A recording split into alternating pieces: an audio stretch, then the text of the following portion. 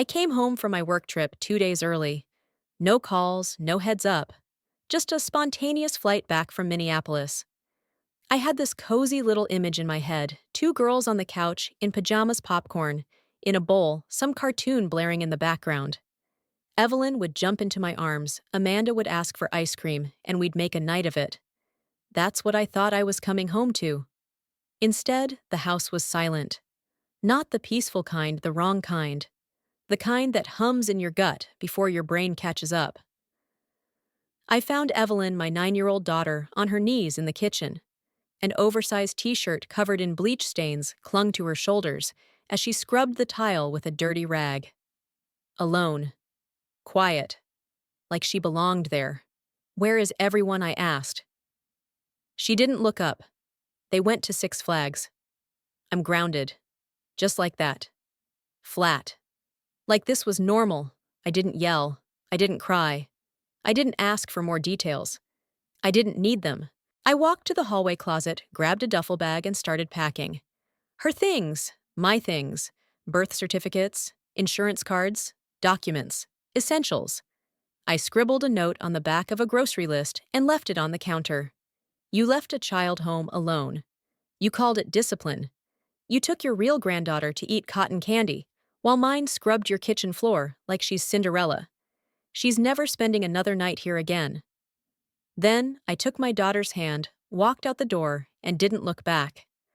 That night, we stayed in a $59 motel off the interstate. I ordered pizza, let Evelyn eat straight from the box. We turned on cartoons, and for the first time in months, I just sat next to her. Quiet, close, steady. My phone started ringing that night. Brendan. Over and over, they were home. They'd seen the note, and they knew I knew. I watched Evelyn fall asleep that night, her head nestled into my shoulder, a tiny smear of pizza sauce still at the corner of her mouth. She had not asked questions. She had not cried. She just curled up beside me like it was the first safe place she had found in weeks. And I hated myself for not seeing it sooner, for letting her get that small in a house that called itself a home. Looking back, the signs were everywhere. Her drawings used to cover the refrigerator, bright colors, silly creatures, little notes that said things like, "Mom is magic."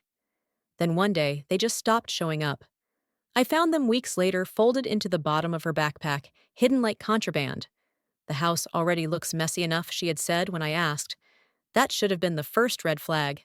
Amanda always had her place, her own room, her own drawer in the bathroom, a seat at the table with a little crocheted name tag from Grandma. Evelyn. She was adjusting according to Brendan's mother. When the two girls shared a room at first, Evelyn barely lasted 2 weeks. Amanda cannot sleep well, they said. So Evelyn was moved to a drafty guest room with a flickering light and no nightstand. I kept telling myself it was just temporary, that things would even out, that once Brendan got back on his feet, we would be out of that house and into something better. But you do not notice how deep the cuts go when they come one scratch at a time. There were birthday parties Evelyn was not invited to, even when they happened in the same house. There were sugar bans that somehow applied only to her. One time she whispered to me, "Maybe I am just too much." And still I stayed. I stayed until I saw her on that floor. If you have ever ignored the signs because you wanted to believe people would eventually do the right thing, comment "yes" below. And make sure to subscribe because more stories like this are coming, and they are stories we need to tell. Because silence does not keep the peace. It just protects the ones causing the pain. I used to think love was enough, that if you worked hard, gave more than you took, people would see your heart and treat you with respect. That illusion cracked the day I realized I was not just living in someone else's house, I was funding it. Brendan had not held a steady job in over 2 years. First it was layoffs, then bad timing, then that one gig that barely lasted 6 weeks. I picked up the slack. I took on extra hours, worked late nights, ran the numbers tight but clean. Then his parents swooped in with their solution: "Move in with us for a while. Just until you catch your breath." It sounded temporary. It felt like drowning. Their house was falling apart. Mortgage unpaid, credit card debt tangled in forgotten drawers. His father worked at a hardware store twice a week. His mother had a pension the size of a grocery receipt, But they made it sound noble family helping family, and I believed them. Until the mortgage paperwork slid across the kitchen table. "It will be easier this way," Brendan said. "You have the credit, the stability. It's just a formality." So I signed. And just like that, their house became my responsibility. They still called it the family home, still made the rules, still told Evelyn where she could sit and which snacks she could not have. But every month it was my paycheck keeping the roof above their heads while my daughter was being treated like a second-class guest. They said it was a contribution. I called it what it was, a transaction I never agreed to. I was paying rent to be insulted, paying a mortgage to be tolerated, funding a space where my child learned that love had categories, and she was always going to be the lesser one. Brendan said we are a team, but teams do not run over each other to protect their mother's pride. Teams do not stay silent while a child is erased in their own home. And I was not going to keep signing checks to buy Evelyn a front row seat to her own exclusion. You do not notice it at first. It is not like one day your daughter wakes up and says, "I feel unloved." It happens slowly, quietly, like a room filling with smoke. No fire alarms, just the heaviness in your lungs. Evelyn used to sing at breakfast, random little songs about clouds or ponies, or why Tuesdays were boring. But one morning, she just stopped. No tune, no hum, just silence. I asked if she felt okay. She nodded, but something in her eyes looked dimmed like a light bulb going dull, and nobody bothering to change it. Then came the drawings, or more accurately, the lack of them. Evelyn, my little artist, had once covered every inch of paper she could find, with hearts and unicorns, and homes with rainbow roofs. Now, nothing. Until I found them folded in her backpack, shoved behind old homework. When I asked why she had not put them on the fridge, like always, she said, "The house already looks messy enough." That was when the pain started turning into rage. Amanda's birthday came next. Balloons, cake, laughter. Evelyn, dressed in her favorite sweater, sat alone in the corner, hands in her lap, watching the celebration she had been told to stay out of.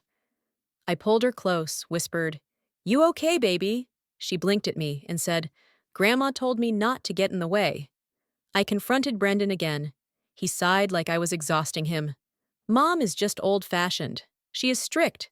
She loves them both just differently." Differently. That word echoed in my ears like a curse.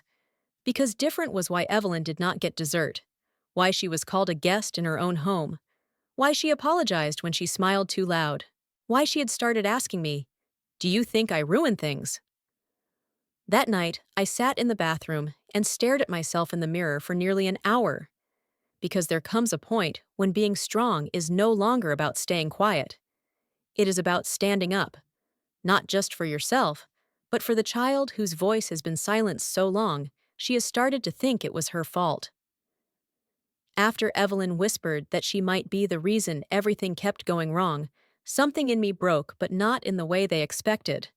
Not in the crying in a dark room kind of way. No, it was a quiet surgical break, the kind that leads to action.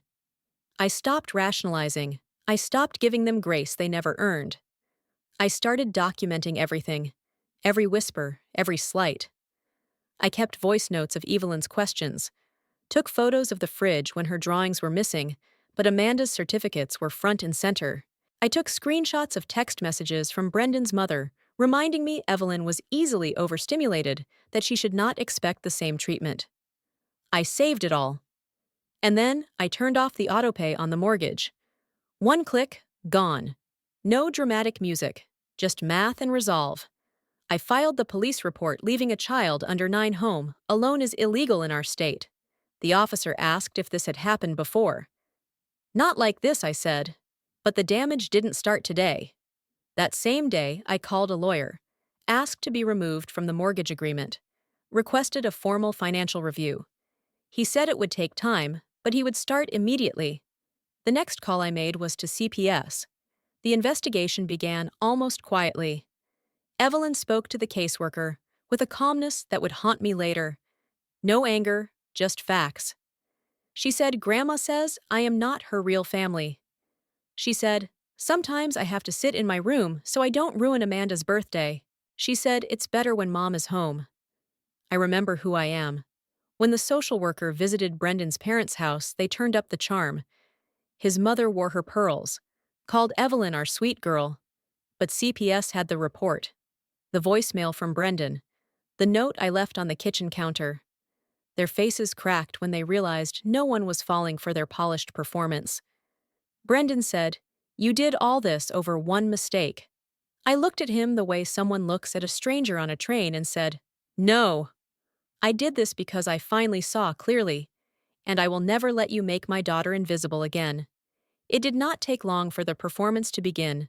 Brendan showed up the following week with a bouquet of cheap supermarket roses and a bag of Evelyn's favorite candy one he had never bothered to learn until now.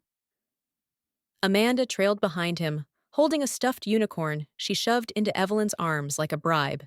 His mother arrived 2 days later with a pie, the exact one she had baked for Amanda's birthday, but never once for Evelyn. I did not open the door. I watched them through the peephole. Their faces, their offerings, their timing. It all reeked of desperation, not remorse. They left everything on the doorstep. I tossed it in the trash. Then came the escalation. Brendan waited outside Evelyn's school. He handed her a notebook with horses on the cover and a note inside. "We miss you." That night, Evelyn gave it to me quietly. "Can we throw this away?" she asked. We did. When he tried to approach her again, I was there. "You lost the right to speak to her the moment you watched her be hurt, and did nothing." He tried to plead, said he finally saw how wrong it had all been. "It happened so fast," he said. "I was stuck in the middle." I stared at him. "You were never in the middle. You were on the side of silence." The next week, he waited again, this time catching us in the parking lot. He crouched to Evelyn's level, reaching for her shoulder. "Remember the lake?" he asked, voice sugar sweet. "You laughed so hard." We were happy. Evelyn did not flinch. She stepped back, looked him dead in the eye, and said, "You were standing right there when they laughed at me." That was it. I filed for a restraining order. Brendan and his parents were barred from contact. Everything they said or did from that moment could be used in the CPS investigation. When his mother called me cruel, I stayed silent. When his father texted that I was turning Evelyn against them, I saved the message. Because the truth was, they had done that all on their own. I just finally decided to stop cleaning up after them. After the restraining order, the rage came. Brendan's mother filed a counter-report with CPS, painting me as unstable, unfit, manipulative. She claimed Evelyn was brainwashed, that I had stolen their grandchild. But I was ready. I had reports from Evelyn's teacher notes, from her school counselor, and documentation of everything from finances to the police report the day my daughter was left home alone. CPS saw through it. The case against me was closed. Unsubstantiated. Evelyn was thriving. They issued a formal warning to Brendan's family. The next time they crossed a line, there would be no warning. The house foreclosed. Gone. I did not celebrate. I just exhaled. Now Evelyn and I rent a small apartment filled with warmth and laughter. She sings again. She draws again. She is safe. And I no longer spend my nights wondering how much longer I can endure for the sake of peace. Because real peace is not quiet compliance. It is knowing your child goes to sleep feeling wanted. The lesson: never let anyone, no matter how sweet their smile or how soft their apologies, convince your child they are hard to love. Do not wait for their approval. Be the protection your child needs. Even if your voice shakes, even if it means walking away. Some stories end in fireworks. Mine ended in a silent goodbye, a canceled mortgage payment, and the sound of Evelyn's laughter returning like a song you had not heard in far too long. What do you think? Did I go too far? Or was it the only way to break free? Type yes in the comments if you believe I did the right thing, and subscribe to hear more stories where silence breaks and justice begins.